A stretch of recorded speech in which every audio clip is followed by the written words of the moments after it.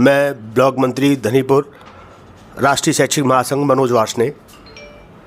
सचमुच एक बहुत ही चिंतनीय विषय है कि हम अपनी विद्यालय की शिक्षा व्यवस्था को कैसे सुधार सकते हैं। सबसे पहले ये जितनी भी व्यवस्था है वो तीन मुख्य बिंदुओं पर डटी हुई है: शिक्षार्थी, शिक्षक और अभिभावक। अगर ये तीनों मिलकर काम कर दें तो ये शिक्षा व्यवस्था ज़रूर अच्छी अपनी मुकाम को पा सकेगी। उसके लिए हमारे को सबसे मेरा आपके माध्यम से एक ही बात कहूँगा, हमें शिक्षण का मौका दें। बाकी सारी व्यवस्थाओं को दरकिनार करते हुए शिक्षक बहुत ही कर्मठ है। हमारे जितना भी शिक्षक समुदाय है बहुत कर्मठ है, चाहता है अपने बच्चों को बहुत ऊपर तक ले जाने के लिए, लेकिन मौका ही नहीं मिल रहा है।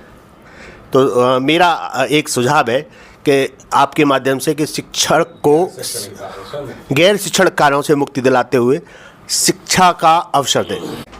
शिक्षण में जो आज के समय में ज़्यादा दिक्कत आ रही है वो है कि बच्चा जो है वो निरंतर विद्यालय मतलब नहीं आ पा रहा है, क्योंकि ऐसे परिवेश से बच्चे आ रहे हैं जो कि जिनका घर का मतलब खाने पीने का सब इंतज़ाम जैसे नहीं हो पाता है, तो वो खुद भी जैसे अब गेहूं कटाई हो रही है, अब उनमें लगे रहेंगे। उसके बाद उनके माता पिता जो हैं वो भी इस तरह से ध्यान नहीं दे पाते हैं कि बच्चे जो है वो रेगुलरली स्कूल आ पाएँ।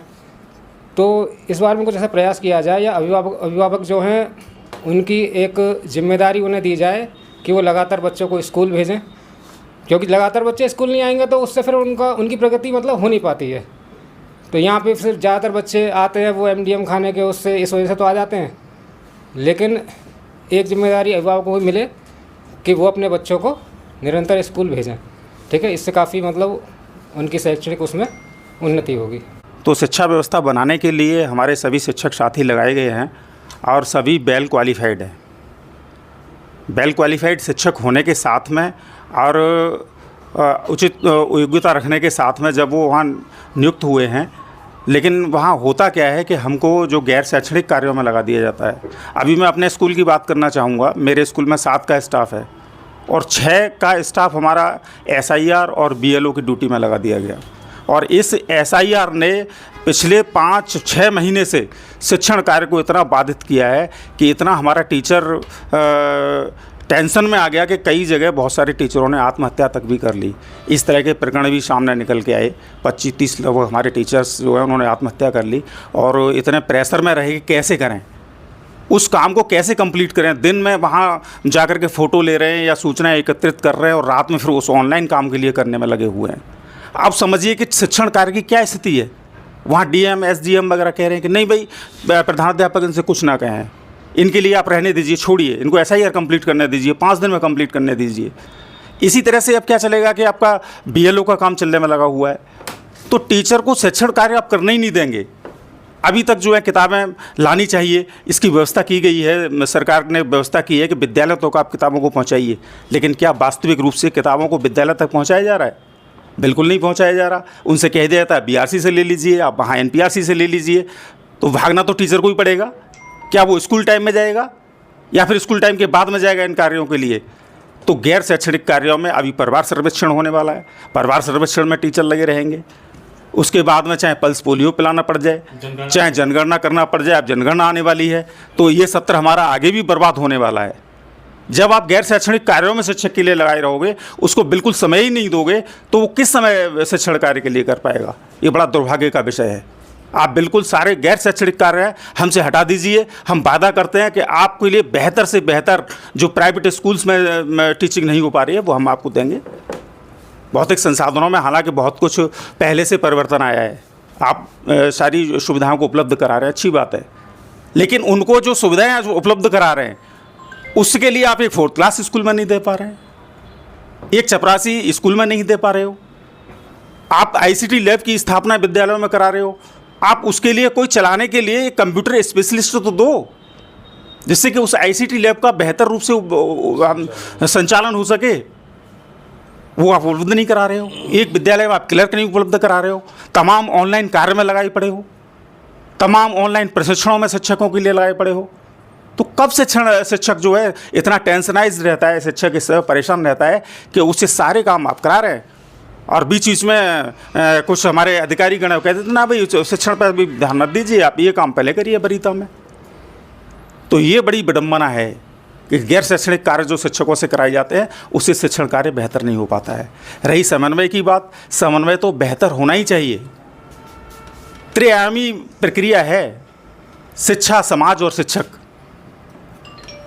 जब तक बच्चे, समाज और शिक्षक ये तीनों पोल्स मिलकर के काम नहीं करेंगे तो एक अच्छा विद्यालय स्थापित नहीं हो सकता। एक अच्छा विद्यालय एक अच्छा समाज स्थापित करने के लिए स्थापित किया जाता है, और एक अच्छा समाज जब ही स्थापित हो सकता है कि वहाँ एक अच्छा विद्यालय उस समाज में होगा।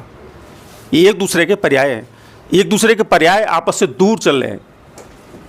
आज जो रिलेशनशिप है वो बेहतर कैसे हो सकती है, आपका ये भी पॉइंट है। तो रिलेशनशिप टीचर्स और अभिभावक की बेहतर होनी चाहिए, एक परिवार के सदस्य की तरह। जैसे कि हमारे परिवार के सदस्य में किसी हमारे छोटे भाई को चोट लगती है तो दर्द उससे ज़्यादा हमें होता है कि तेरे चोट कैसे लग गई। वही हमारा संबंध उस बच्चे के साथ में होना चाहिए। ये मेरा बच्चा है, जैसे मैं अपने बच्चे के लिए बेहतरी चाहता हूँ कि मेरा बच्चा बहुत अच्छी तरह से पढ़े, वैसे ही एक शिक्षक चाहेगा कि वो बच्चा पढ़ना चाहिए। अब IIT में हम बात करते हैं संवैधानिक संशोधन की। 86 में संविधान संशोधन 2002 के द्वारा, और 6 से 14 वर्ष के बच्चों के लिए निःशुल्क एवं अनिवार्य शिक्षा का अधिनियम लाया गया। मूल अधिकार दिया गया संविधान में 21 का के अंतर्गत कि 6 से 14 वर्ष का बच्चा है वो निःशुल्क एवं अनिवार्य शिक्षा प्राप्त करेगा। इसके संदर्भ में पार्टी एक्ट ले आई 2009, और 2010 से आपने लागू कर दिया। अब आप कर क्या रहे हैं? आप कर रहे हैं कि 50 से कम का जो जहाँ बच्चा स्कूल हैं, छात्र संख्या जहाँ 50 से कम है, वहाँ पर कोई उस स्कूल को हम बंद कर देंगे, उसको दूसरे का समायोजित कर देंगे। अरे कम से कम जापान की तरफ देखिए कि जापान में एक बच्चे के लिए पढ़ाने को ट्रेन जाती है, शिक्षक को लेके जाती है, और वहाँ वो उस बच्चे के लिए शिक्षा की व्यवस्था करी गई है। यहाँ 86 में संविधान संशोधन के द्वारा सन 2002 के द्वारा 21 का के अंतर्गत ये व्यवस्था की गई है कि राज्य सरकार और केंद्र सरकार का दायित्व होगा कि प्रत्येक बच्चे के लिए शिक्षा देनी है। आप कहाँ उसको फॉलो कर रहे हैं? आप उम्मीद कर रहे हैं कि शिक्षण कार्य बेहतर होना चाहिए। आज बड़े बड़े बच्चे जो होते हैं, जैसे कि हमारे भैया कह रहे थे कि अब वो खेतों में काम करने चले जाते हैं। बड़े बच्चे खेतों में काम करने चले जाते हैं, उनको तो लाना मुश्किल होता है। कक्षा 1 का बच्चा आप कह रहे हैं कि हम उसको 1 किलोमीटर दूर बुलाएंगे, कैसे बुला लोगे भैया? आप क्या शिक्षा देने के अधिकार का पालन करना चाहते हैं या शिक्षा छीनने के लिए चाहते हैं? आप क्या करने जा रहे हैं? तो ये चीज़ें हैं। यही दूसरे हमारे भैया कह रहे थे कि बच्चे आते नहीं हैं, अभिभावक पर होना चाहिए।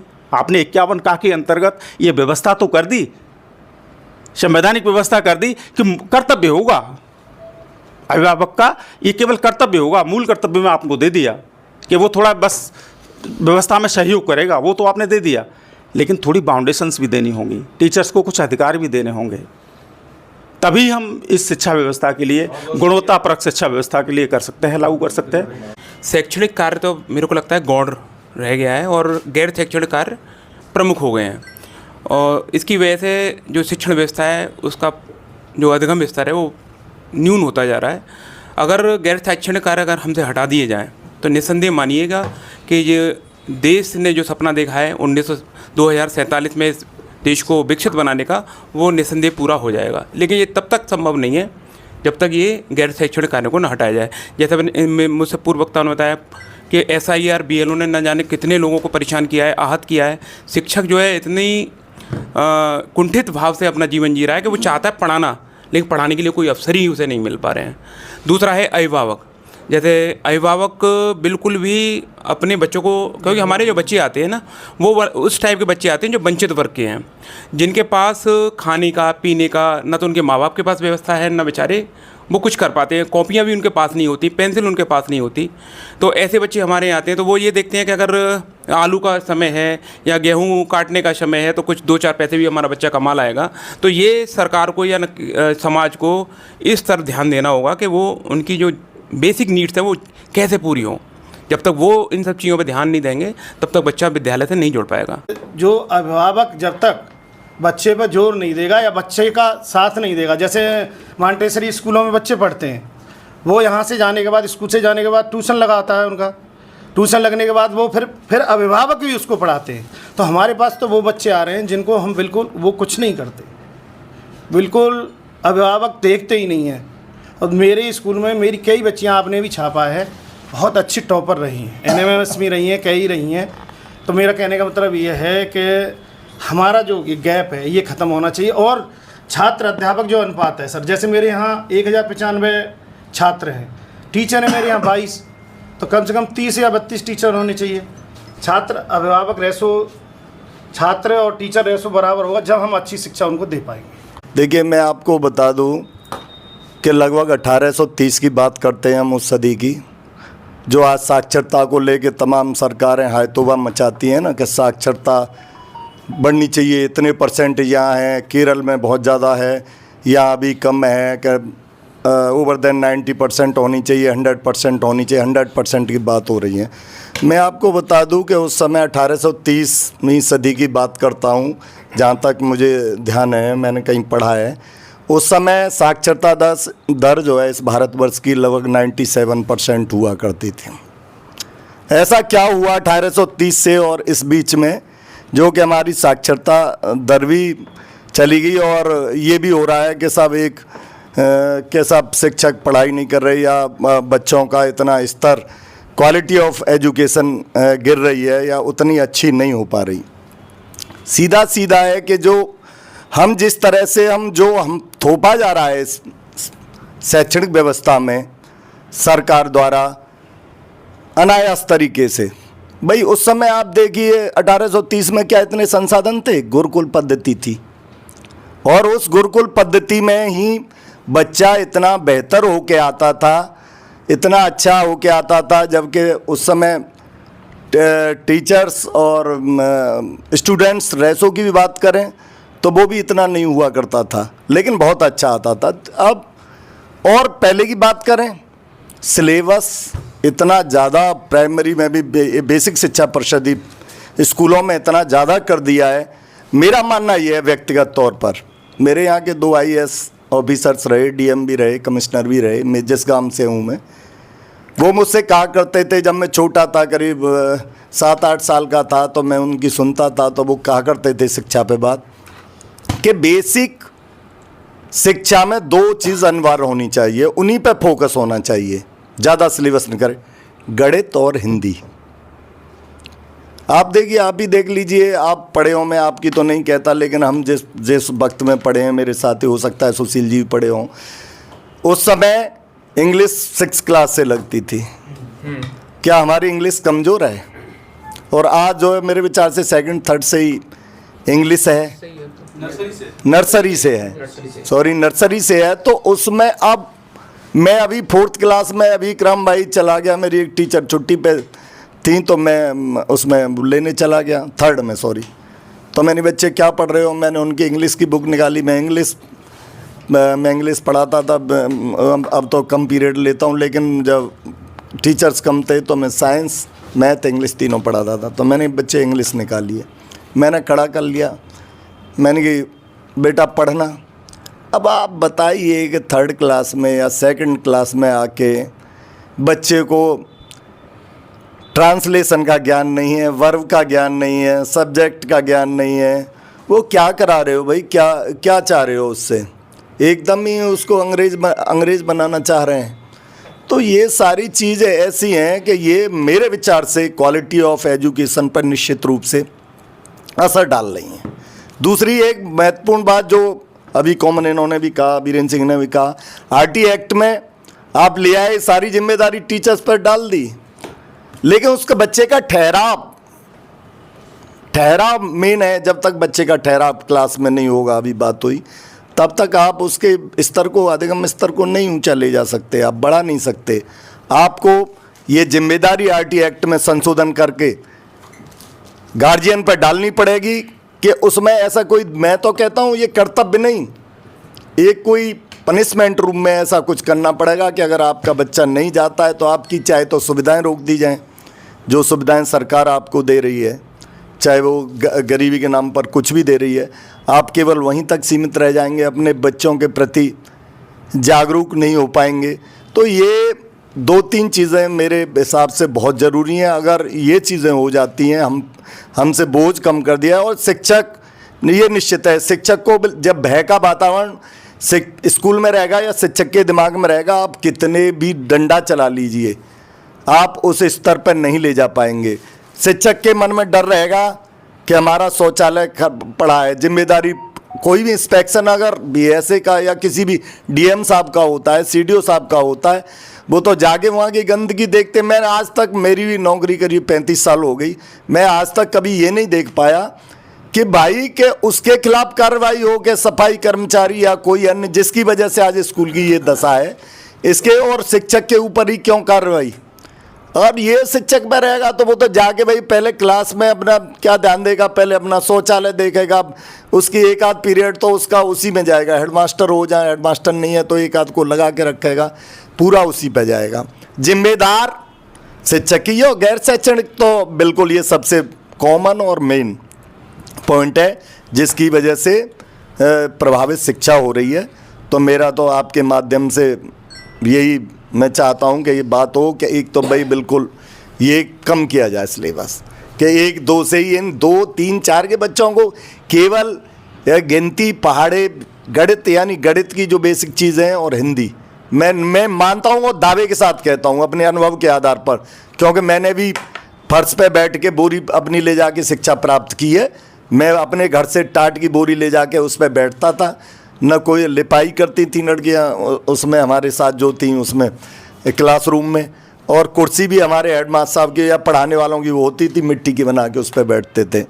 तो मैं निश्चित रूप से कहता हूं कि अगर भाई ये इनका सिलेबस कम के करके और बिल्कुल इनको गणित और हिंदी की किताब पे ही छोड़ा जाए, तो मैं निश्चित रूप से कह रहा हूं कि बिल्कुल 100% आपका शैक्षिक स्तर ऊंचा आएगा।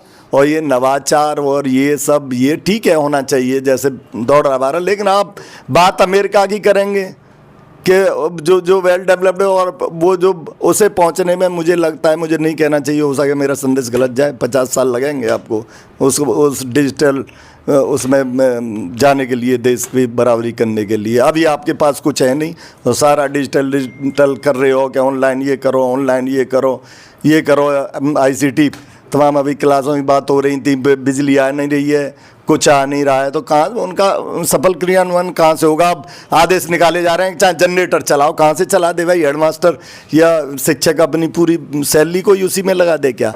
तो मेरा मानना यह है कि बिल्कुल ये ज़रूर होना चाहिए कि एक तो शिक्षक को बिल्कुल छोड़ दिया जाए, बिल्कुल उसके दिमाग में ये भय नहीं रहे कि भाई मैं कहीं से अनावश्यक प्रताड़ित हो जाऊंगा। हाँ ठीक है, वो पढ़ाने में अगर लापरवाही कर रहा है तो इस चीज़ के पक्षधर हम कभी नहीं रहे हैं, संगठन नहीं रहा है हमारा कि कहीं शिक्षक समय से स्कूल न जाए, ये भी हम इस पक्ष में नहीं है। समय से जाए, पढ़ाए, बिल्कुल 100% उस फेवर में है।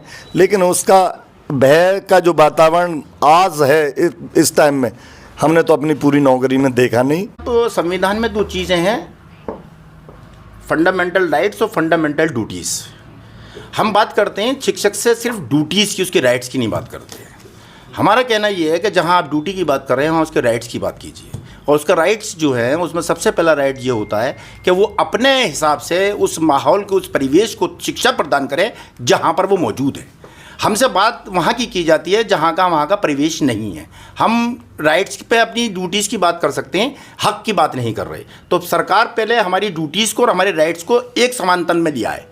हमसे राइट्स की भी बात कर ले और हमसे ड्यूटीज़ की भी बात कर ले। राइट्स में जहाँ हमारी बात हो रही है वहाँ 0 है और ड्यूटीज़ में हमारे पास 100% है। जो शिक्षा का स्तर गिर रहा है उसमें सबसे बड़ी बात यह है कि राइट्स और ड्यूटीज़ सेम जगह पर नहीं आ पा रही है। तो एक दूसरी सबसे बड़ी बात है कि अगर आप चले जाएं, जैसे मुकेश जी कह रहे थे, तो आप हिंदुस्तान की तारीख को उठाकर देख लीजिए, IAS निकलने वाला बच्चा जो है वो बेसिक का टीचर स्टूडेंट तालीम इल्म रहा है। अब किसी भी IAS से पूछ लीजिए, उससे पूछिए कि आपकी बेसिक तालीम कहाँ रही है, वो बताएगा कि मैं सरकारी स्कूल में पढ़ा हूँ। वो नहीं कहेगा आपको मॉन्टेसरी में।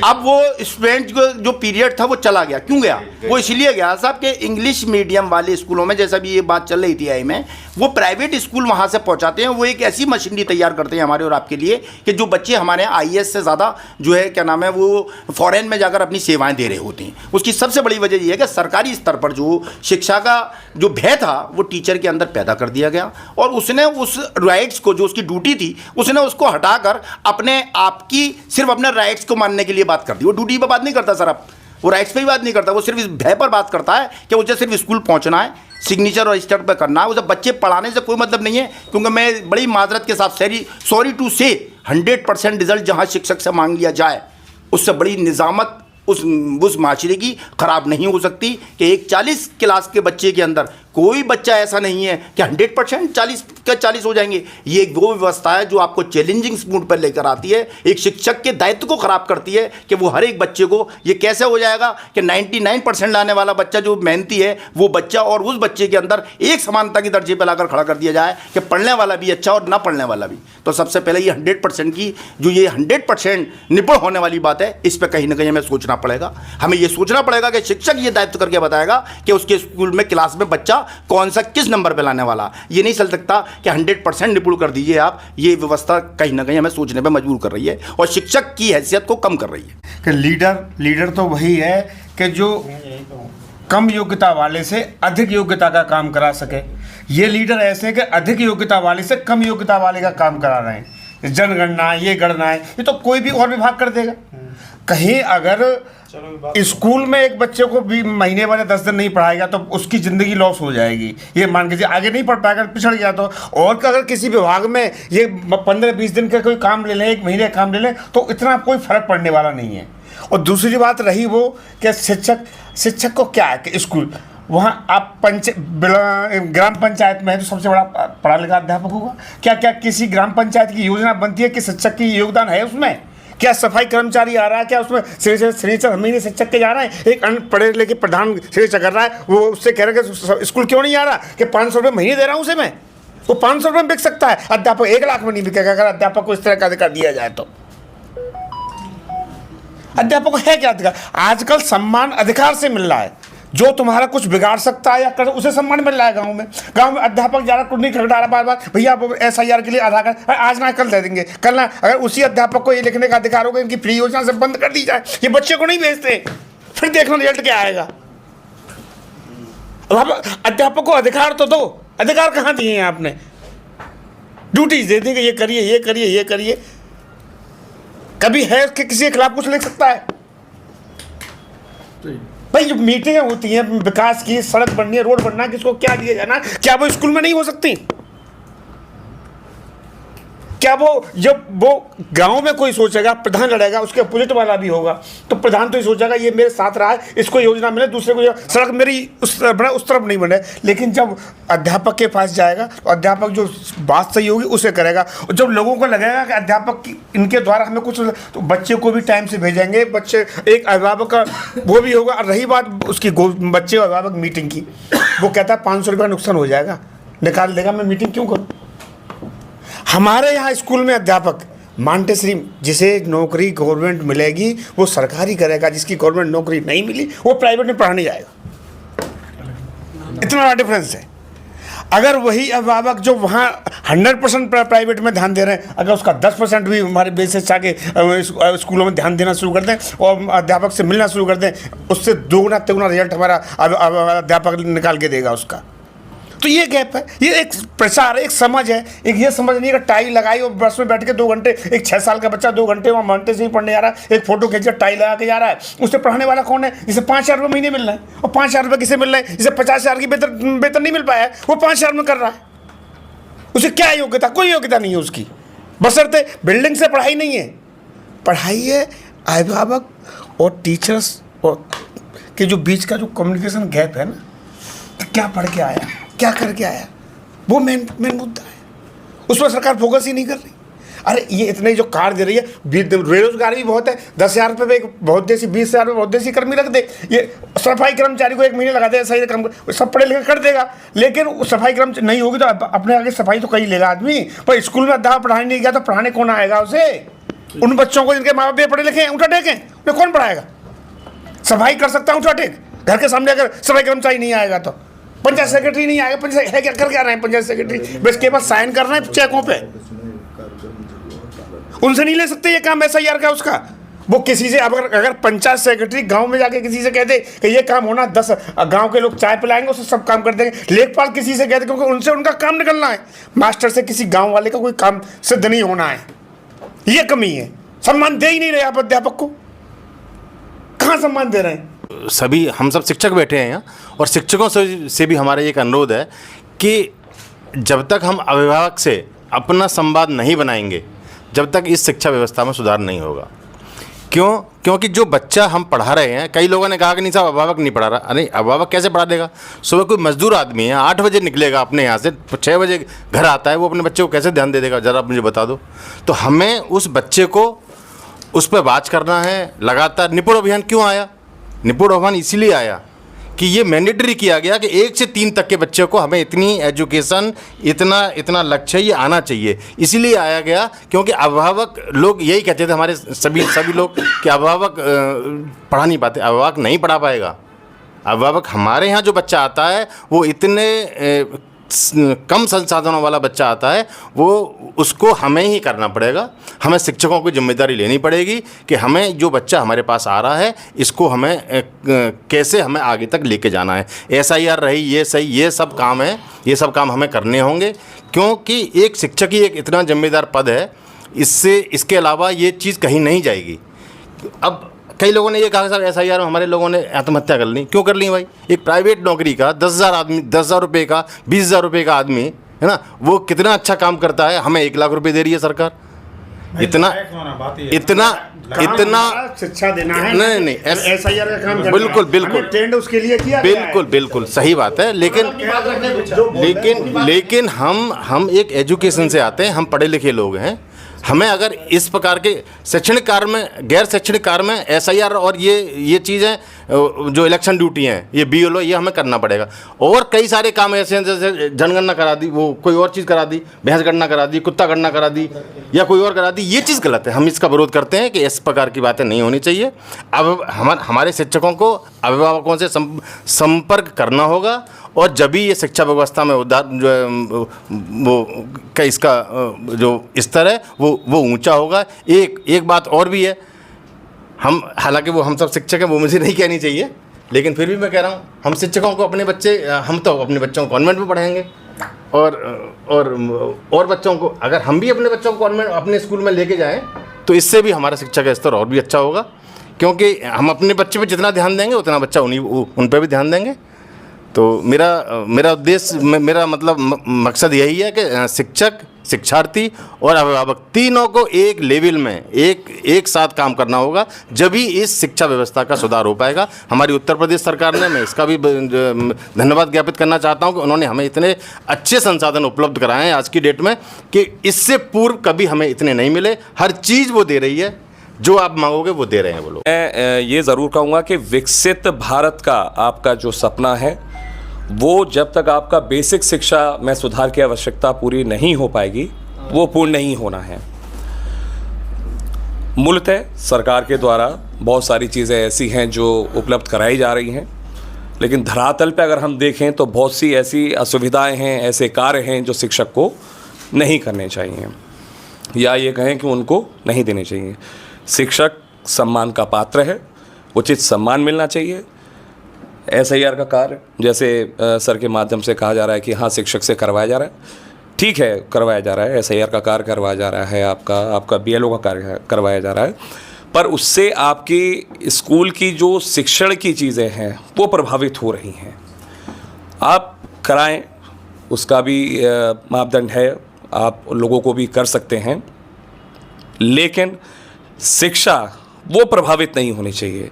आप ऐसे वर्ग को डील कर रहे हैं जो आपके पास आता है, किसी उम्मीद से आता है, वहाँ पर अभिभावक की, सरकार की, शिक्षक की, समाज की, मैं तो कहूँगा हमारे जो जितना डिजिटल या प्रिंट मीडिया है, आप सब पी की जिम्मेदारी एक तय होनी चाहिए, जो इन सब चीज़ों में प्रयासरत रहें कि हम क्या क्या सुधार इसमें ला सकते हैं जिससे हमारा गुणवत्ता में और सुधार हो सके।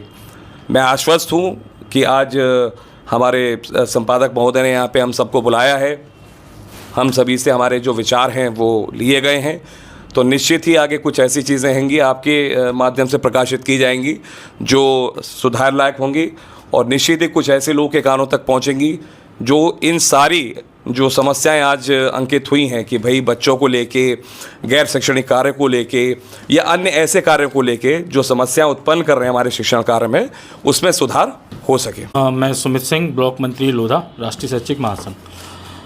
जैसा आप सब लोगों ने बता ही दिया, लेकिन फिर भी मैं एक बात कहना चाहूँगा कि जो हमारी सरकार प्राइवेट स्कूलों का जो मान्यता दे रही है, हमारे गांव के बच्चे हों या कहीं के भी हों, वो हमारे स्कूल से 1200 रुपये ले जाके वहाँ पे जाते हैं, वहाँ पे फीस जमा करते हैं, वहाँ पढ़ते हैं।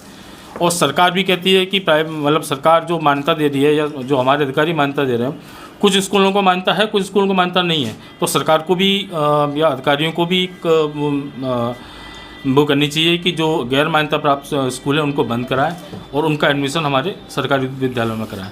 और जैसे सर ने कहा कि अध्यापकों के टीचर मतलब अध्यापकों के बच्चे भी उसमें पढ़ने चाहिए, तो मैं कहूँगा कि सारे अधिकारियों के, नेताओं के बच्चे भी पढ़ने चाहिए उसमें, क्योंकि जब तक नेताओं के बच्चे नहीं पढ़ेंगे वो ये चीज़ नहीं देख पाएंगे कि वहाँ पे क्या कमियां हैं। आज गरीब बच्चा आ रहा है, उनके लिए उनकी नज़र में कोई कमी नहीं है, सब चीज़ बढ़िया है, सब चीज़ दे रहे हैं, लेकिन क्या वो पैसा उतना विद्यालय में पहुँच रहा है? या वो अब कंपोजिट ग्रांट आती है, 1 महीने पहले आती है, आपको ख़त्म करनी है, आदमी कहाँ से ख़त्म करेगा 1 महीने में?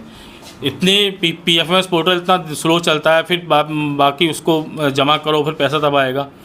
दूसरी बात यह है कि टीचरों को भी सम्मान मिलना चाहिए, सामाजिक सुरक्षा मिलनी चाहिए। सरकार को भी ध्यान रखना चाहिए कि यदि कोई भी कर्मचारी या शिक्षक टेंशन फ्री रहेगा, वो तभी वो उसमें काम कर पाएगा, चाहे आप भी हों, चाहे मैं भी हूँ, कोई भी हो। सरकार हमारी सामाजिक सुरक्षा क्या कर रही है? हमारी पेंशन बंद कर दी, सब चीज़ बंद कर दी।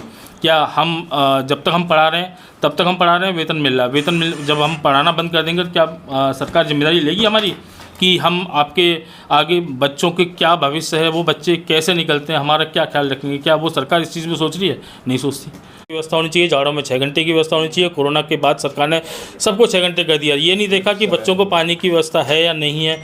और फिर एक बात और, ये पहले चलता था कि अप्रैल में हम स्कूल करेंगे 8 से 1, उस समय का क्लाइमेटिक कंडीशन अलग थी। आज की क्लाइमेटिक कंडीशन ये है कि आज हम चाहें अप्रैल में, हम मतलब अप्रैल में मार्च में हम चाहते हैं कि मार्च में 8 से 1 का समय हो जाए, ताकि जो गर्मी का पीरियड है वो हो जाए। अब हम क्या है कि 8 से 9 से लेकर 3 तक बैठते हैं, बच्चे भी उठते रहते हैं, गर्मी भी होती है उस समय। क्लाइमेटिक कंडीशन अब चेंज हो रही है, तो वो हमारा जो स्कूल का समय है वो भी चेंज होना चाहिए। मार्च में 8 से 3 होना चाहिए और उधर नवंबर में होना चाहिए। अगर आप ये वीडियो YouTube पर देख रहे हैं तो हमारे चैनल को सब्सक्राइब कर बेल आइकन दबाएं, और Facebook पर देख रहे हैं तो हमारे पेज को लाइक करें।